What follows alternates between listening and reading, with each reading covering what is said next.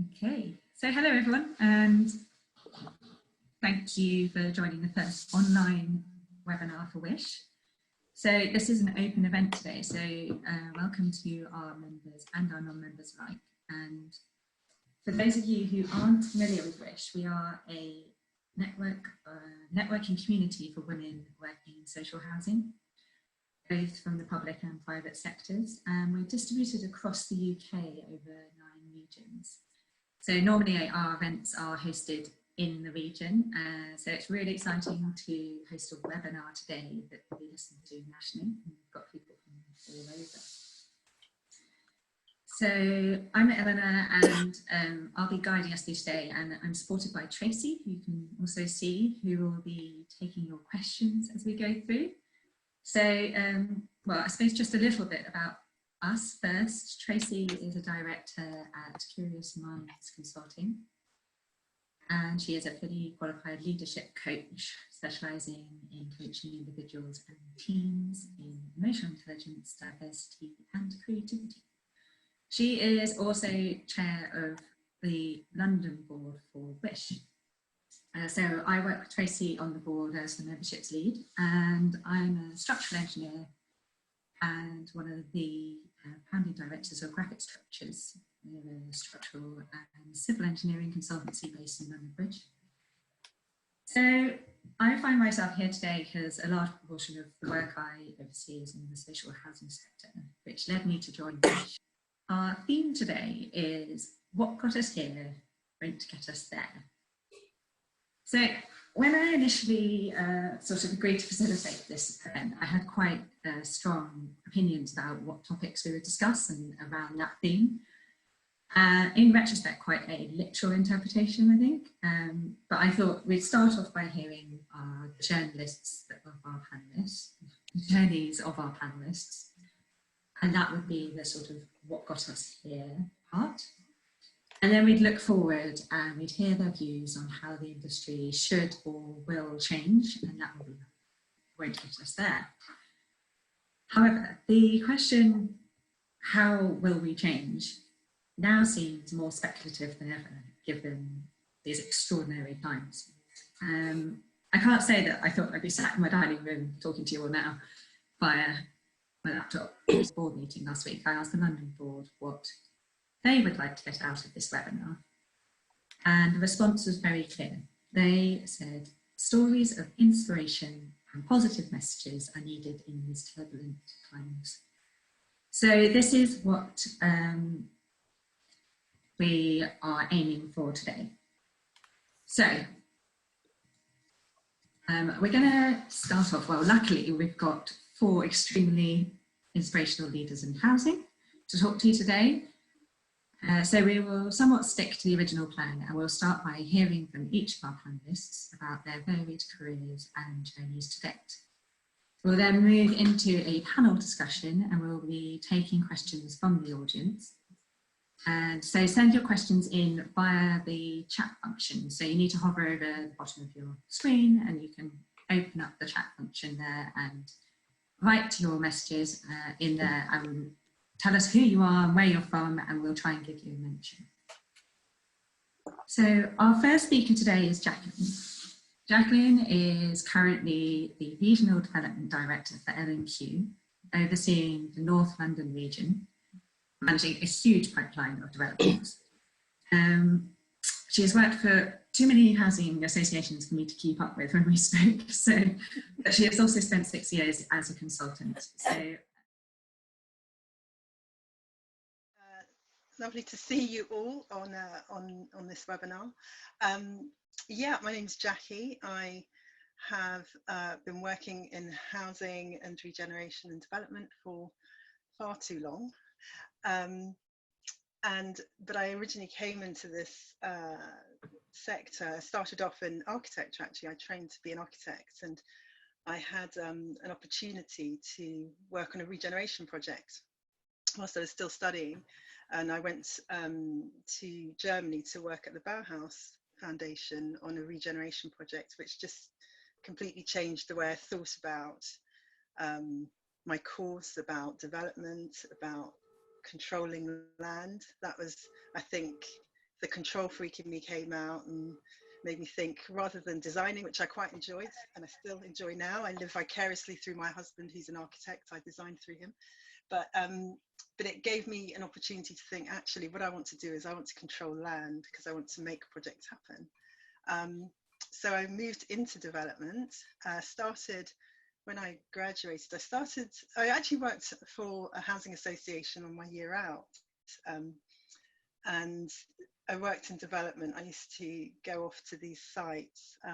It's a different time to now, but I used to turn up, and I think they thought I was just a bit of an odd phenomenon. This young black woman turning up for these site meetings, and she was a bit lippy and a bit, you know, it was an interesting, such a grounding. And from there, I just worked life to have a child. So I had a child when I was 40, and that kind of really changed my perspective, shifted my perspective about my career, about my life, about work. And now I find myself working at L&Q. I have an amazing team. We have an amazing development team at L&Q, incredible people. It's quite a big team. I've got quite a lot of people to look after, but I'm lucky because they're brilliant. And now I found myself here today talking to you all, which is a real pleasure and an honour. Thank you so much, Jackie. That's great. Such an amazing journey as well. Our second speaker today is going to be Shauna. So Shauna is a resident engagement officer at Network Homes. And despite telling me that she fell into the housing sector, in September 2019, Shauna won 24 Housing's Young Leaders Award. So Shauna, can I hand over to you now, please? And I'm Shauna. It's weird when I think about my journey because it's always a bit strange to reflect on what you've done in the past. But I did fall into housing because I was initially working in logistics for a hygiene company, and I got made redundant at 21. And I thought, who experiences redundancy at 21 years old? But it was really a blessing at the time because it led me into working for Network Homes, where I really been nurtured in a way that I would never have anticipated when I left school or left college. The things that I do in my role as a resident engagement officer are all about customer learning and service improvement, but I don't really stay in that pigeonhole because I'm always saying yes to trying different things, stepping out of what my actual role is. And I've had really empowering managers who allow me to do that. So I started off at Network as a complaints administrator in the repairs department. And I said yes to doing a secondment for IT that was unpaid, just because I wanted to learn more about how do things actually work behind the scenes? What do I need to know so that I can make a difference to stop getting complaints that might be really simple to change? I said yes when it came to learning how to deliver training to my colleagues about something I had never done before, just because I wanted to learn more about the cultural engagement side of the organization and seeing how an employee who is really happy in what they're doing and feels empowered is going to benefit the service that residents are receiving. So that also fed into my day-to-day role, but it wasn't really sitting within my remit. It was very scary learning how to train people who were much older than me, and being in the repairs department, it was male dominated, but because I found ways of relating to them and being able to articulate something that is quite simple and bringing it back to what people really feel is important to them, they were really engaged. We were having about hearts and minds.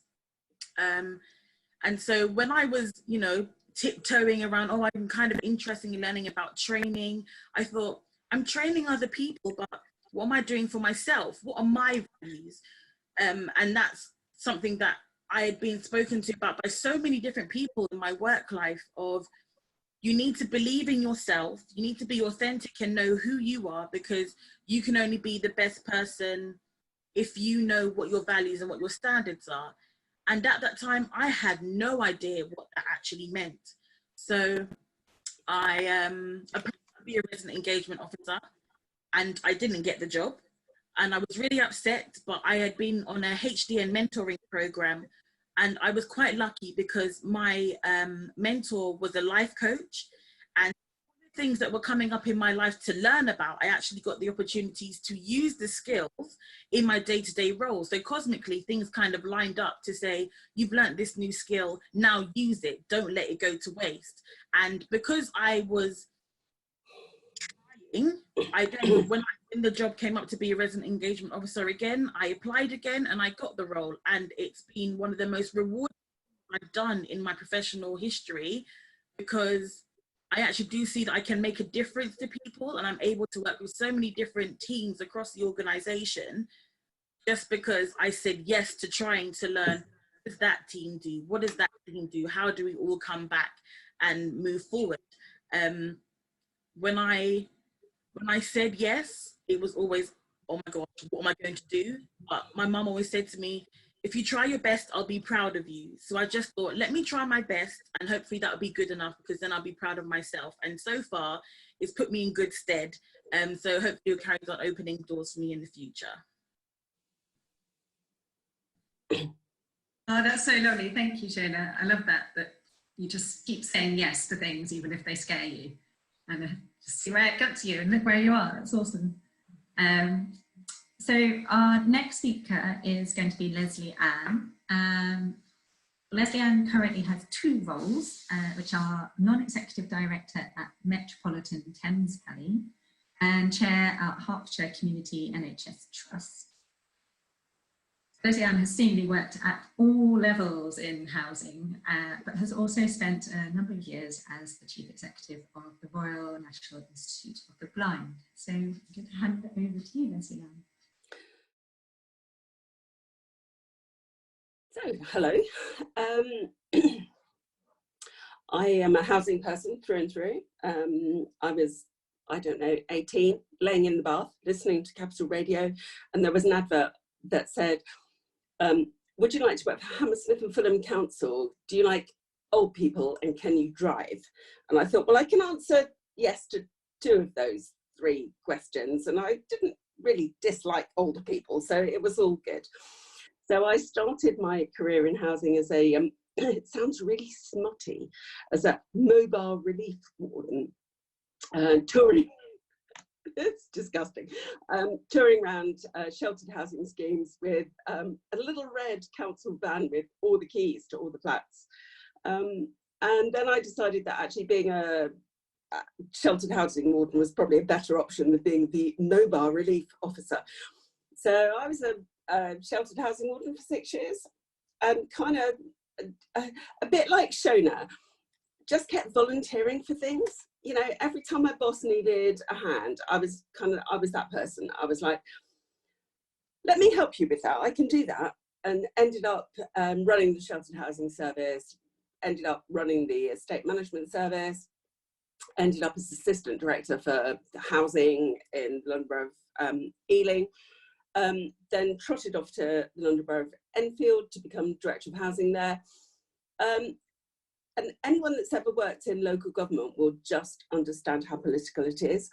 So, you know, I was appointed by one administration, there was an election, and suddenly I just thought, oh, I've been appointed by one administration, I probably need to get a new job now because there's a different administration in place.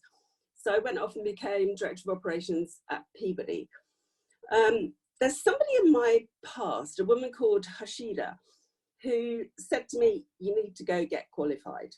And she sent me off to college. She was the training officer at the London Borough of Ealing. And she went, you need to get a qualification. So she sent me off to college. I don't have a first degree, but she blagged me into this master's degree program. So I now have a master's degree in operations management, and stupidly, bizarrely, that opens doors for you. I'm not sure it makes me a better person, but it does open doors. You know, people go, oh, master's degree, yes, must be very intelligent, clever person. I'm no more clever or intelligent than I ever was. But Harshida knew that that was the key to opening doors for me. So I ended up at Peabody as Director of Operations. It was an amazing, amazing 6 years. I worked for somebody who wasn't, how should I put this delicately, wasn't particularly charming. Yeah, and I came home one day and said to my husband, oh, do you know what, I can't cope. And my husband said, well, so get a new job. And I went, no, you don't understand. I really can't cope. And he went, oh, for God's sake, get a new job. And I went, no, you don't understand. It's all really difficult. And he went, oh, for God's sake, woman, get a new job.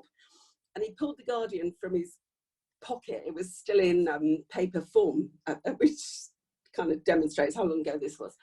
So he pulled the Guardian from his pocket and he opened it up and he went, RNIB, charity, blind people, apply for that. CEO, you could do it. And I went, I don't know anything about blind people. And he went, no, but you know about people. And actually what RNIB, Charity for Blind People, needed was somebody that knew how to engage service users, residents, people that were on the receiving end of stuff. What it wanted was to become a user-led organisation. And actually everything I knew about housing was how do you engage residents with what you do and what you deliver. And these were amazingly transferable skills.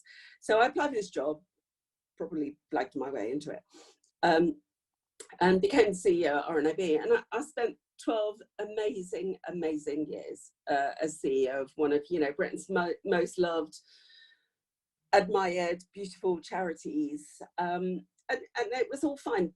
But I'm still a housing person at heart. So I'd always sort of kept my toe in that water. I was always concerned about homelessness. I was always concerned about housing, social housing. And about, 6 or 7 years in to RNIB, I was approached by a housing association, like, oh, would you like to come be on our board? Which was great and it was fun. They then merged, at which point I stepped back.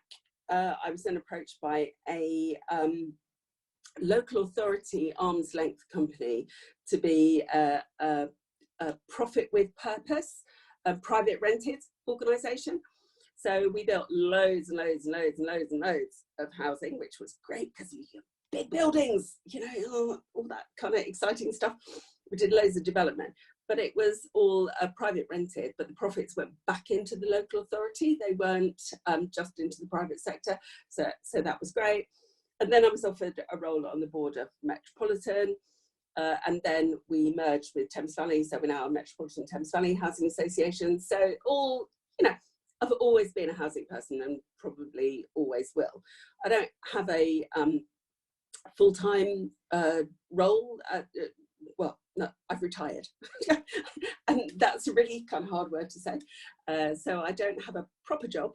But I do have a number of non-exec roles. So I chair a customer service committee for Thames Valley Metropolitan. I'm on the board of Big Society Capital, which invests in a arm's length wholesale way into the third sector. I've spent some time in the NHS, which is not without its challenges, I have to say. But so I have to, and I'm an advisor to the Institute for Apprenticeships and Technical Education, which is so important for our sector, the housing sector. And I do some fantastic work with the McEachran Foundation, charity that helps women into business in Malawi, Zambia and Zimbabwe. And kind of 50 quid can make a huge difference to a family's life in Malawi, in a way that, any of us would go out for dinner and we'd spend 50 quid on a dinner and we think nothing of it, but actually it can change lives in sub-Saharan Africa, in some of the poorest parts of the world.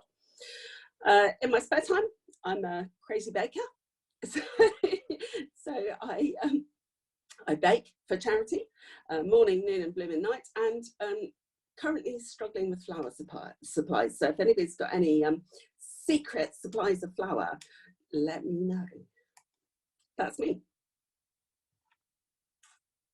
Amazing, thank you. We've had a question, amusingly, does Mobile Relief Officer still exist as a title for a job? I have no idea, but I very much doubt it. I really hope not. It's pretty horrendous. Okay, right. So thank you so much for that, Lesley-Ann. Our final speaker today is Gera. So Gera is a partner and head of recruitment and leadership development at Tickell. So she is not only leads on the strategic aspects of the recruitment and HR function, but is also actively involved in recruitment at board and senior levels within the housing sector, amongst others. So I'll hand over to you now, Gera. Thank you. Thank you very much. It's really lovely to be a part of this, and really nice to hear everybody else's stories as well. I kind of wanted to keep putting my hand up to kind of ask other people questions, so hopefully we'll get a chance to do that. I'm Gera, I'm 51 years old. Before I start talking about my career in housing, I did just want to say that I'm the daughter of economic migrants. My mum and dad came to this country in the early 1950s. They were married, but they came separately. And they came to kind of give a better life to the children that they had at the time and the children that they went on to have. And I think that that's been a really important driver in my career. I don't think it's an accident that I work in the social housing sector, in the not-for-profit sector, where we place a really high premium upon social value and making a difference. So like a couple of colleagues have said, and I was particularly struck by Shauna's story, because I think I've got some parallels to that. I also accidentally fell into housing. I didn't mean to get a job in housing. I didn't really know that there was a housing sector. I'm ashamed to say that it was slightly inspired by a boyfriend that I had at the time. I was living in the southwest, and he got a job in London, and I thought, I need to get a job in London, I'm going to follow him. And I was idly looking in the paper version of The Guardian, and saw a job that was being advertised by the Federation of Black Housing Organisations, who are sadly no longer with us. And the job was about doing research into the emergence of BME housing associations. And the research was going to be led by one very illustrious Christine Whitehead, who of course I had never heard of. So I trotted along to this interview, and when Christine asked me what I knew about housing associations, I stupidly said, absolutely nothing, Christine. I had to go to the library yesterday to look it up in a book. And she thought that was really amusing. And she gave me the job anyway. So that's how I sort of came to be in housing. What was really interesting working at FBHO is that it was a really influential body at the time, and it had the ear of government, and it had the ear of the housing regulator. And so even though I was a relatively junior and kind of inconsequential person in that organisation, I got to meet an amazing array of people, quite senior people, very early on in my career. And I think that also kind of spurred me on as well. I've been with Campbell Tickell for over a decade now, and that's the longest I've ever stayed in one organisation. And I really love my job. I've got a fantastic team, and it's a real privilege for me to do the work that I do. My sort of pivotal role in housing, I think, was one that I had at what was then called Amicus Horizon, which is now part of Optivo. And I went to become Ben Wilson's executive assistant. So Ben used to be the chief exec of Horizon. He's still around now. I'm sure people out there will know him and know what an amazing person he is.